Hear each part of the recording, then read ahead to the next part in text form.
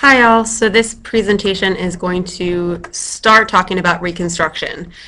It's a really complicated and complex unit, and I want to divide it into two halves. I want to talk about the politics of Reconstruction in this video, and then when we meet for class on Tuesday, we will talk about the racial elements of the politics behind Reconstruction. So essentially what it was like to be an emancipated slave living in the quote-unquote New South. I'm going to use some PowerPoint slides just because I feel like the information is a little bit more comprehensive. I know it's in full sentences. This is just a PowerPoint from my AP textbook. So one of the first things that's important to realize just is the utter ruin that existed in the South. So I can show you some images in class, but we did talk about this last year.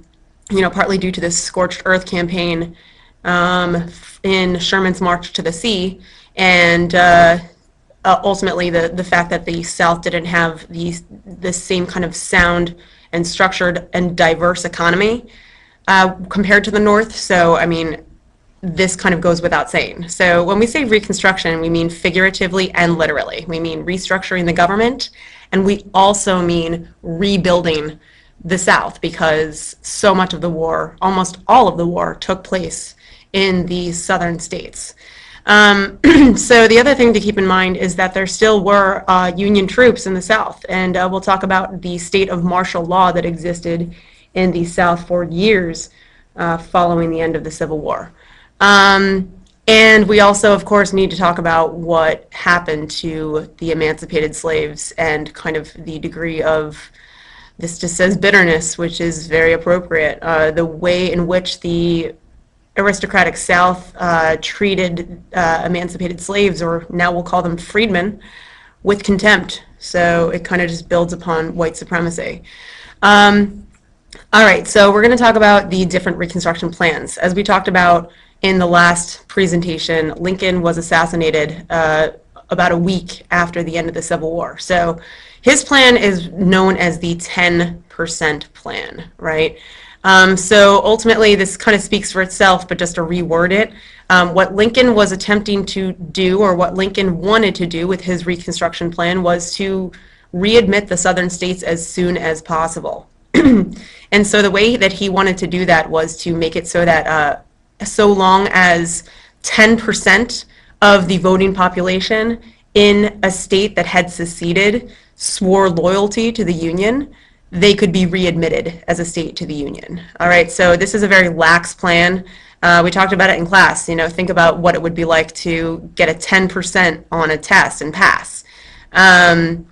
There was talk about actually giving African Americans who fought in the Union Army the right to vote under this plan as well. But Lincoln was assassinated too soon before this plan was enacted. Okay, so other things. Realize that when, let me show you a map for a second so that you can actually visualize this. All right, so after the Civil War, you can see here, and I'll zoom in a little bit, that the states in red were the states that were still not part of the Union. As far as Lincoln was concerned, the act of secession was treasonous. But at the same time, he knew that the war needed to end, that the war had lasted too long, and so again, he wanted readmission to be a relatively speedy process. These were the states that were technically slave states but never seceded, so the Emancipation Proclamation had already taken effect here. And then, of course, the northern states. So if you think about the makeup of Congress, virtually all of the members of Congress, when these states were not technically part of the U.S., they were all Republicans, and some of whom were very radical, meaning they did not want the southern states to rejoin the Union without a severe punishment. They did not believe that ending the war was enough of a punishment. And so there was a lot of clashing between Lincoln and the radical Republicans in Congress. Again, not to sound like I'm beating a dead horse, but Lincoln really was very moderate. Okay, so Congress also enacted their own plan, and this plan we'll talk about in class. I'll write it down on the board. It's referred to as the Wade-Davis bill, and likely there's going to be more information about it later in this PowerPoint. So ultimately, what happens with the Wade-Davis bill is that instead of 10%, the plan, according to the radical Republicans, was that 50% needed to swear loyalty to the Union. So, this makes it a majority. The other thing that they wanted was what was called an ironclad oath, which means that they wanted every person who had formerly supported the Union to swear that they were no longer loyal members of the Union. And I mean, we can debate this a little bit in class, but it's sort of like getting many former Confederates to just lie and then rejoin the Union. So the other thing that's important to keep in mind here is that the Union Army had seized quite a bit of land from the Confederates. So the question was, okay, where does this land go? Do we give it back to the former Confederates since they owned this land? Do we divvy and parcel it up and give it to emancipated slaves? Thus the familiar saying, 40 acres and a mule. And Congress also creates the Freedmen's Bureau, and we'll talk about that a little bit more, but I mean, ultimately this was a bureau within the federal government that was meant to help assimilate freedmen into the Union as more proper citizens. It provided food, it provided education, it provided some supplies. And the other little caveat, interesting thing about the Freedmen's Bureau was it wasn't just for people of color, it was also for some poor whites in the South. The 13th Amendment, we're going to talk about 13th, 14th, and 15th, all of them huge. So the 13th, all that one says is that, ultimately it says that slavery is done, over, no more slavery. Because remember, the Emancipation Proclamation only emancipated slaves in the areas of rebellion. So that's a big change. All right, but Lincoln was assassinated, as we know. So his vice president, Andrew Johnson, it's an interesting change because Johnson was a Democrat for a while. He was from a southern state, so you can already tell he's very different from Lincoln. Most historians argue that he was a pretty overt racist, and some of this I'm not going to read it. It kind of speaks for itself. So take a screenshot of this if you'd like.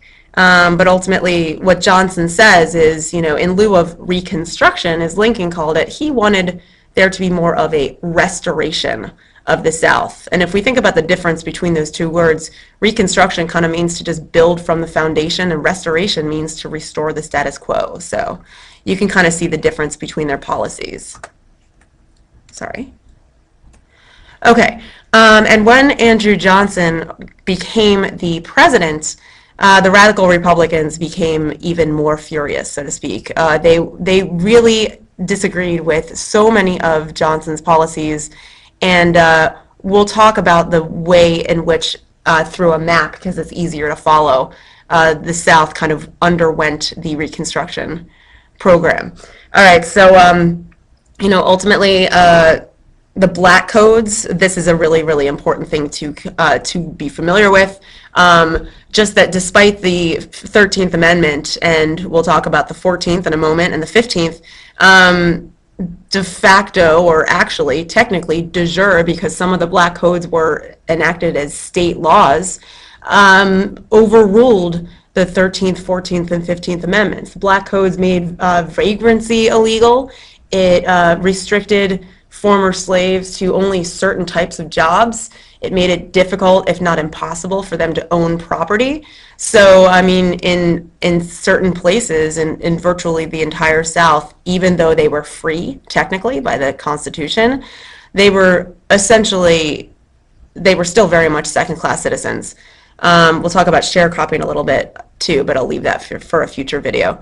Okay. So another important thing to realize is that because of this, Congress Congress was furious at all the representatives from the South, most of them Democrat. And so in December 1865, Congress basically excludes any Southern representatives from going to Washington to represent their states. So the South is also kind of in a period of limbo with regard to its position in the United States and the kind of federal representation it has. Johnson was notorious for vetoing almost all of the radical Reconstruction programs that went through Congress. But because there were so many Republicans in Congress, they were able to override many of his vetoes with a 3/4 majority. So one of the things that's important is that there's a civil rights bill that's enacted in 1865. It's essentially meant to kind of overturn the black codes. And also the Freedmen's Bureau, when it was originally founded, was only meant to last for 1 year. And by 1865, they extend it to last longer. And Congress is able to successfully override Johnson's veto to get that enacted. The other thing that's important is that the 14th Amendment comes along. Okay, so 14th Amendment. What this does is it says that it basically expands the notion of what a citizen is.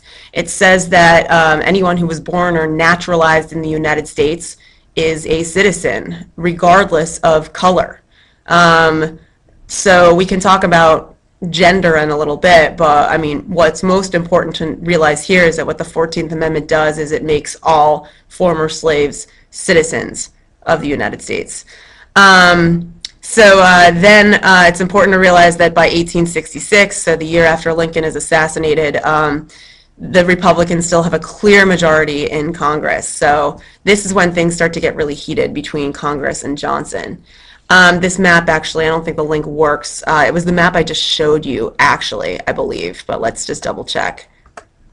Okay, yeah, so Reconstruction maps, Reconstruction of the South. So I would take a screenshot of this one too. When I have time, I'll reproduce this image and drop it in your portal. But all these things, you can see all the different dates where the different southern states were able to rejoin the Union. And ultimately what happens is that as the Congress enacts these amendments, the 13th followed by the 14th followed by the 15th, the southern states have to promise that they will ratify and incorporate these very amendments into their state constitutions. So it kind of, you can see how some of the states that seceded first are also some of the last ones to rejoin the Union, whereas Tennessee, which is a border state essentially, Arkansas, some of these states join the Union much faster. All right. So we're going to do a little bit about race just because that's the order with which this PowerPoint goes. But the other thing is that there's a Reconstruction Act of 1867. What this does is it gives blacks the right to vote. And this is also huge, right? This is where the South is divided into military districts. Just think of it as the South under martial law, right? I believe that there's a map of the military districts. Oh, sugar shucks, there isn't. Okay, well, actually, no, here they are. So realize that despite the state borders, the South instead was divided. So you can see 1, 2, 3, 4, 5 military districts. So this meant that these states weren't really functioning as independent states. They were ruled by the U.S. government and, even more importantly, the U.S. military. The Union troops did not leave the South even after the surrender at Appomattox Courthouse. All right, next. Okay, so another huge thing is that President Johnson is impeached. So how exactly does that happen? When the radical Republicans had a lot of power, they passed quite a few laws that were meant indirectly to hinder the president's power, one of which was the Tenure of Office Act. So right here. The Tenure of Office Act made it illegal for the president to fire anyone in his cabinet without congressional consent. And Johnson violates that by firing his Secretary of War, Edwin Stanton. So immediately when Stanton is fired, Congress decides to act. And so they impeach Johnson. It's important to realize that impeachment is not conviction, right? Impeachment does not mean he was removed from office. What happens instead is that Johnson is impeached. He goes before the impeachment hearings with the Senate, and the Senate actually decides with just one vote that they are not going to convict Johnson. Rather, they're going to let him stay in office. So Johnson stays president until the end of his term, but more or less he is a puppet president. He can't do much of anything. Okay, next.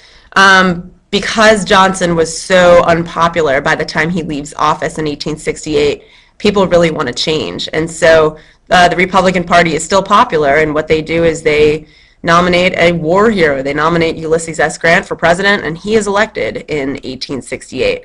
Just a couple of side notes that are interesting is that when Grant was inaugurated, his inaugural ball was the first integrated, meaning both black and white, but very few black people actually were able to attend the inaugural ball, which is a big deal in 1868. So as time goes on, though, we're going to see that the Republicans are going to lose strength and the Democrats are going to start gaining strength. Because again, if we look at these dates, we see that by 1868 and in a few years following, more and more of the southern states are reconstructed. They rejoin the Union, and this means they get all of their political representation back. So even though Grant is president, the Republicans are they're not falling out of favor per se, but the Democrats are gaining strength. Okay, so by the election of 1868, even though Grant wins, he only wins by 53% this is actually Congress, my bad. But ultimately, the important thing to realize is that the Republicans are winning, but not nearly by such high margins. Okay, I previously said this, but realized that any state after 1868 that was still not reconstructed had to ratify both the 14th and 15th Amendment before they could be reconstructed. Okay, so we know with the benefit of hindsight that women don't get the right to vote until 1920, but there's definitely a backlash with the 15th Amendment. And what the 15th Amendment says, I did not clarify, was that African Americans now have the right to vote, right? Just men, of course. So many women kind of see that as a sting. They say we were involved in the abolition movement. How come we can't vote too? So ultimately you see kind of a divide there, and that causes the Republican Party to lose even more support. All right. I am going to I think I'm going to stop here for now, just because there's a lot of information here. I think, you know what, I'm going to continue, but I'm going to skip this little section, and then we're going to talk more about the rights of freedmen in another slide, just because I think it's a really different subject. So continuing. So anyway, basically as Reconstruction continued, many Northerners started to forget the human rights or civil rights element of Reconstruction, and they thought much more about the economic elements of Reconstruction. So as time goes on, some Northerners just say, so long as the Republican Party exists, then we're okay.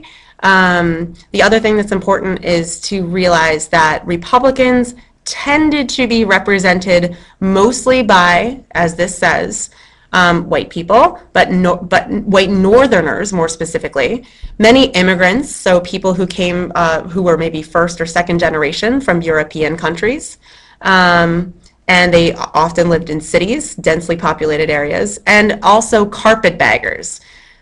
Good term to know, all right? So carpetbagger, right? Someone who picks up and moves to another place. In this instance, carpetbaggers were Northerners who ended up moving south to pursue economic or political opportunity.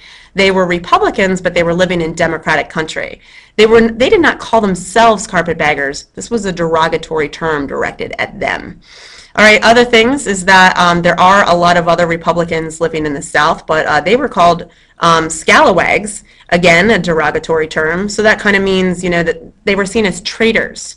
by Southern Democrats. Also, another significant population of Republicans that this does not say here is freedmen, right? People who used to be slaves, who were given citizenship and the franchise. Many of them voted Republican.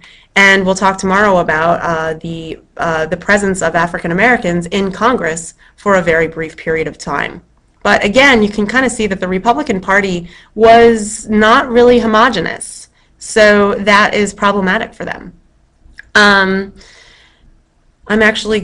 talk about this briefly, but okay, so really understand that with regard to Reconstruction, both from a political and a social standpoint, it's slow, and it's not nearly as progressive as we may think. Here's a perfect example. The new government said that segregated schools were perfectly acceptable. This is before Plessy versus Ferguson. We'll talk about that in a little while. The other thing is that the Republican government, once African Americans got the right to vote, they almost they backed off. They kind of said, all right, well, they can vote. Why should we help them anymore economically? Why should we help them get land? Why should we help them get education? The other thing is that many Republican leaders are much more focused on industrialization and not civil rights. They believe that so long as the railroad continues, so long as, it goes without saying. Okay. The other thing is that this often led to corruption in terms of political exchanges, in terms of a large party boss who sort of manipulated people to vote for him, and then said, "Oh, we will give you this and that. We will give you a cleaner place to live. We will give you so and so." And this is called machine politics, which hopefully you remember, but ask questions if you need. We're going to talk about this tomorrow because this has more to do with kind of injustice and racism.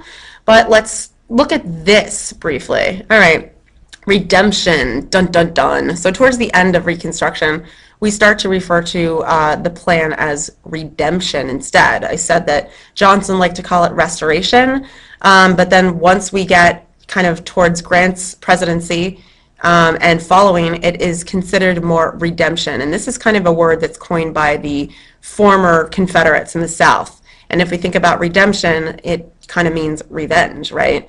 So, again, the Democrats are getting more and more strength, both in the North and South.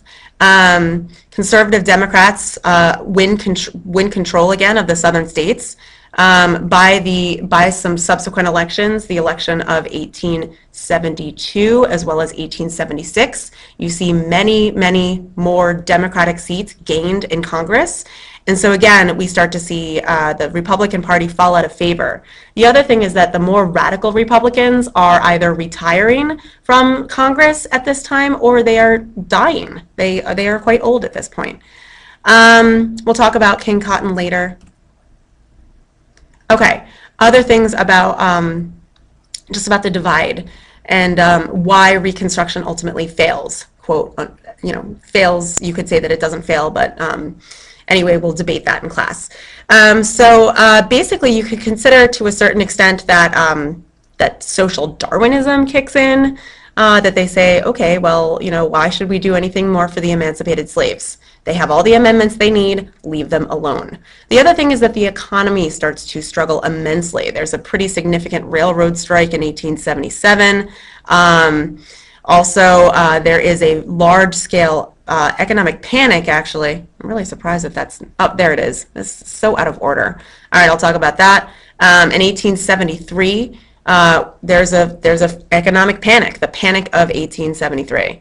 All right, so what happens here is that unemployment skyrockets, many banks are forced to close, and so people become more concerned with their pocket than civil rights. All right, and again, this causes the Democratic Party to gain some leverage. I think, again, this is kind of self-explanatory, and I actually talked about this a little bit earlier. So this is what's happening to Republicans, and the liberal Republicans, to a certain extent, they are becoming, in the eyes of some moderates who want to move on, they're too liberal. So, we can kind of debate that in class as well. But this is another reason why Reconstruction, quote unquote, fails. All right, we'll look at this map, the election of 1876. I don't know why I just sang that. Okay, so you can kind of see what's happening here with the Republican Party and the Democratic Party. This is also a very historic election. It's similar to the election of 2000, where one candidate won the popular vote but lost the electoral vote. So here we are. Rutherford B. Hayes, the Republican candidate, actually does not get the popular vote, as you can see. Samuel Tilden, the Democratic candidate, gets the popular vote. But, ooh, this is even more spicy. Check this out. We have a contested electoral vote. A few states actually, essentially the votes are not fully stable. There's not a complete understanding of who won each state. So see these disputed states down here? These, they're still not sure, right? And there's also part of Oregon that's disputed as well. So what happens? Well, whenever, according to the Constitution, an election is disputed, it goes to the House of Representatives. So it goes, and then Rutherford B. Hayes, despite this discrepancy, ends up taking the presidency. Partly because the negotiation was that, and I'll actually show the PowerPoint here because it's easier to kind of look at the facts and hear them at the same time. Here is the negotiation. I actually, this is kind of it. All right, so again, this is way too much detail than you would need for the IB exam. But here's what happens. Hayes says, all right, if I am president, what I will do is I will help improve the Southern economy.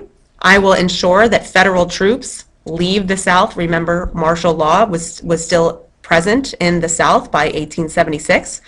And you also see that Republicans who were in the South actually lose power, fall out of favor.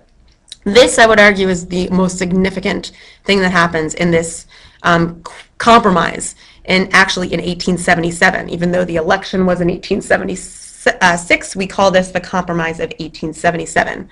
Most historians argue that this compromise here was what ended Reconstruction. Conclusion, we don't need to worry about that, but I do want to show you the chronology briefly, and we'll go over this more thoroughly when we get the second half, kind of the more social element of the history. So just as a review, 1865, so immediately after the war, Freedmen's Bureau, Abraham Lincoln's assassination, Johnson, right? Whole lot of things happen in 1865. 1866, Civil Rights Act, 14th Amendment, ooh, and the founding of the KKK, and we'll talk about that more tomorrow. Okay, 1867 is when when the Tenure of Office Act is passed, right, which results in Johnson's impeachment in 1868.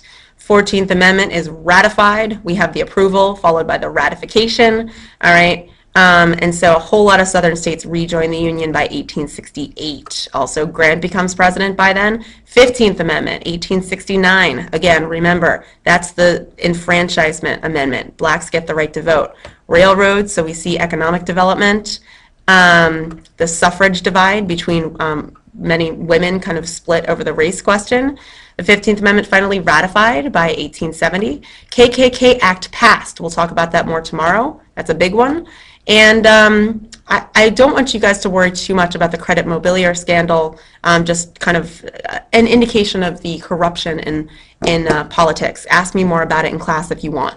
Okay, again, 1864, Dems gain control of the House. This is huge. The last time they had it was before the Civil War. Another Civil Rights Act. 1876, the election, and Hayes wins the presidency due to the Compromise of 1877. So pretty quick overview, hopefully, of the causes of the Civil War. It's still relatively long, but there's a lot of information in this chapter, or in this unit, so this section for the IB. So it's important to be thorough. Questions, concerns, complaints, talk about them in class. See you then.